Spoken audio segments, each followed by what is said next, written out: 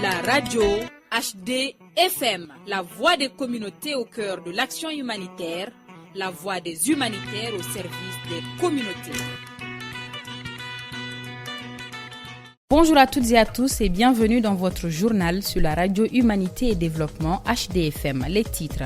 Tombouctou a accueilli le 10 septembre la 4e réunion trimestrielle des acteurs de la gestion des risques et catastrophes. Les détails en début d'édition. Bienvenue à tous. La radio HD FM. Le 10 septembre 2025, la ville de Tombouctou a accueilli la 4e réunion trimestrielle des acteurs engagés dans la gestion des risques et catastrophes, organisée par l'ONG AMSOD en partenariat avec WHH et Solidarité Internationale avec le soutien de l'Union européenne à travers le projet DP ECO 2024. Cette rencontre a permis de renforcer la coordination sur le terrain, faire le point sur les avancées, identifier les défis et proposer des solutions concrètes. On écoute Al-Kairou Ali, assistant suivi évaluation à AMSOD au micro de Hamid Draman. La réunion trimestrielle, d'abord nous sommes à notre 4e réunion trimestrielle. C'est une activité qui rentre dans le cadre du projet DP ECO financé par l'Union européenne. Cette activité a vraiment pour objectif de faciliter nos interventions sur le terrain avec les acteurs et partenaires qui interviennent dans le cadre de la gestion des risques et catastrophes. C'est pour minimiser les risques de doublons, mais aussi coordonner nos activités de façon effective.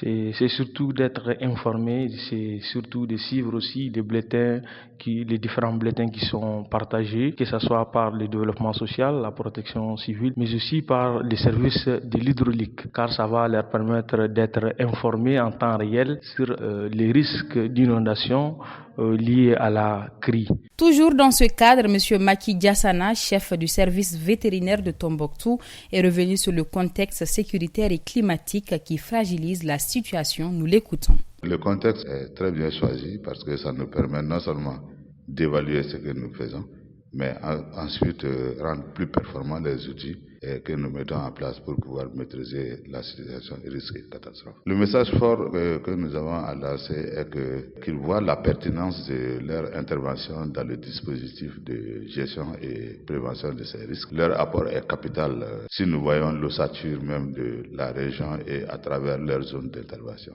C'est des terrains très très difficiles d'accès et aussi l'évolution des événements fait que souvent certaines notions nous échappent et eux étant permanemment sur le terrain peuvent nous apporter les informations même si ils n'ont pas certains aspects dans leur domaine d'intervention. Ça nous permet de constituer une synergie d'action pour pouvoir être efficace et intervenir à temps. Donc nous les encourageons et nous les demandons de persévérer dans leur dynamique et surtout voir dans le temps ce qu'ils peuvent faire en termes d'appui et d'assistance aux services techniques et aux communautés vulnérables.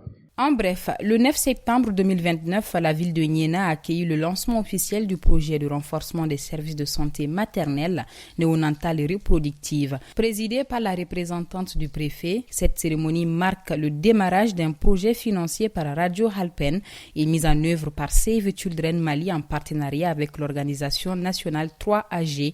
Ce projet vise à améliorer l'accès à des soins de santé de qualité pour les femmes enceintes, les nouveau-nés et les adolescentes, à renforcer la lutte contre les violences basées sur le genre et promouvoir l'autonomisation des femmes et des filles. Le comité de pilotage de clôture du projet Autonomisation des femmes dans la santé, financé par Luxembourg Aide et Développement, s'est tenu à Bamako sous la présidence du secrétaire général du ministère de la Santé, en présence de Madame Galaté Fouquet, chef de coopération de l'ambassade du Luxembourg, mise en œuvre par l'UNFP Mali 2023-2025 avec un budget de 5 millions d'euros. Le projet a permis le déploiement de 150 sages-femmes dans 148 SESCOM, une réduction de 9% du déficit national en sages-femmes, la formation de plus de 1000 sages-femmes en SSR, SONU, Mentorat, VBG et PF, la prise en charge de 34 000 personnes en planification familiale via les cliniques mobiles. Actualité internationale en RDC, l'ONU alerte sur les conséquences de la crise financière mondiale. Selon Bintou Keïta, chef de la MONUSCO, les coupes budgétaires affectent la protection des droits humains et la gouvernance démocratique. Tunisie, la flottille vers Gaza, la coalition Global Sounoud Flotilla affirme qu'un de ses bateaux a été frappé par un drone au large de Tunis. Les autorités tunisiennes démentent. C'est tout pour cette édition. Merci à vous de l'avoir suivi. C'était une présentation de Bibata Mamotouré. La mise en onde est assurée par Salim Djouara. Rendez-vous dans nos prochaines éditions sur Radio Humanité et Développement HDFM.